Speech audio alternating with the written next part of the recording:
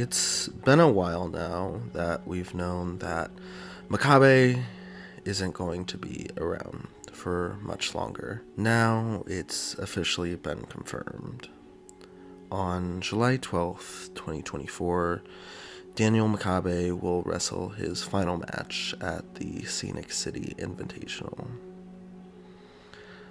I've only been a fan of Makabe's work for a few years, but even back when he first announced that 2024 is it, I couldn't help but shed a tear.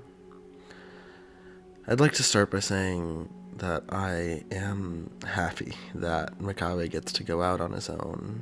It isn't often that wrestlers aren't forced out the door by injury or father time, old and gray, clinging to what was, and for someone I appreciate and respect so much to get a proper goodbye is very comforting. That being said, I'd be lying if I said a part of me didn't want to scream desperately and selfishly into the void, "Please, don't go. You have so much more to do.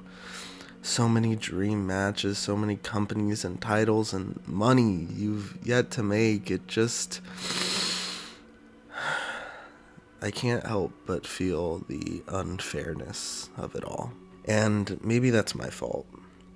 In a late stage capitalist living hell, we are faced with a cruelty and unfairness every waking day. So, consciously or no, I feel like I at least don't expect that in my escapism, but I suppose I forgot that the people I watch and admire live in the same brutal world as me, in which life and wrestling aren't a meritocracy. Daniel Makabe is a wrestler who has given so much to professional wrestling, more than most people will ever know, and he's earned so much more than what he's gotten out of it. It's a harsh reminder that life, like wrestling, just never stops and never gives you a second to breathe. It just takes and takes and takes and takes, and when you have nothing else to give, it's just done with you. Part of me wants Makabe to fight back and wrestle back what is rightfully owed to him by this business, but a larger part of me knows that that's not how the world works. I feel like it stings so much because we've all felt that a little bit in one way or another. Maybe a 10-year-old kid that just wanted to be a writer when they grew up and were told they were gifted but burnt out before the end of high school and find themselves 20 years old working retail, no closer to accomplishing their dreams than when they were a child. You set these lofty goals and expectations, and you want so badly for life to pan out, but it just never does, and you can't help but feel that you failed. A small part of you thinks maybe if Makabe can fight back, then so can I, but you know better. And life will just always crush what little dreams are left. But maybe that's the wrong lesson to take.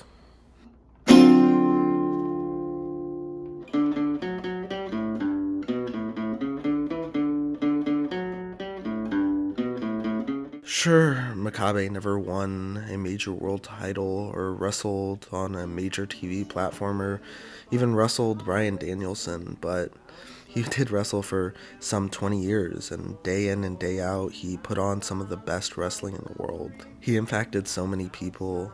Any bright and young wrestler worth watching today will proudly tell you the influence that Makabe had on them and the entire business in general. He impacted professional wrestling for the better and is leaving the business better than when he found it. And that's not to mention all the fans that did see his work. Maybe millions or billions of people didn't get to appreciate how great he was, but the hundreds of thousands that did loft him as one of the greatest professional wrestlers of all time, no qualifiers needed. At times that there was only one kind of professional wrestling on TV, I don't doubt that some fan got their passion for wrestling reignited on some wet, hot Seattle summer night, or maybe at a time where all wrestling on TV was infused with a miasma of sports entertainment, and some fan just happened to watch an old video and after so many years of watching wrestling could still be amazed that they haven't seen somebody that was this good before, that felt the grittiness and beauty of professional wrestling that other places lacked. I don't know what goals Makabe had when he set out on this crazy journey, but whether he reached them or not, I doubt that accomplishing them is what made him the most happy in life. Maybe life isn't about the obligatory goals and expectations we set for ourselves, but just doing what makes you happy. Spending time with your family and your friends, writing, making videos, and wrestling, and even when it does feel dark and bleak, it's comforting to know that those who you admire and respect most are walking that same road with you. So, on July 12th, 2024, just a few weeks shy of my 21st birthday, I will be there one last time, watching. And I will probably cry, but if some way, somehow, Daniel Makabe, you are seeing this, I want you to know that what you did mattered, and that it was special to me. And I'm glad that you've joined me on this ride.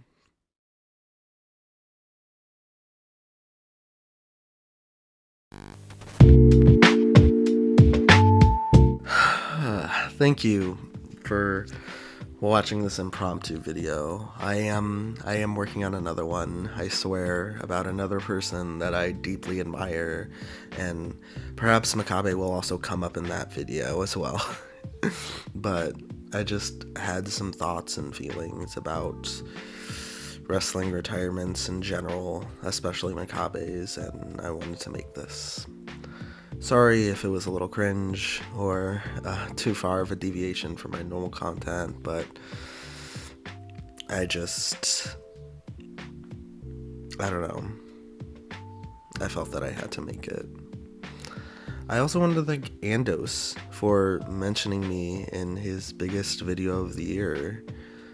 It's really cool. He's one of my favorite video essayists out there. I think his video on Takada and Vader's UWFI feud is the best wrestling YouTube video, full stop, and that is a very, very high bar. But yeah, thank you, Andos. Thank you, everybody. I would thank a specific person, but that would another specific person, but that would spoil hopefully what is my next video, which will hopefully be soon. Thank you, Daniel Makabe, if you're seeing this. It's gonna hurt really bad, but all good things come to an end.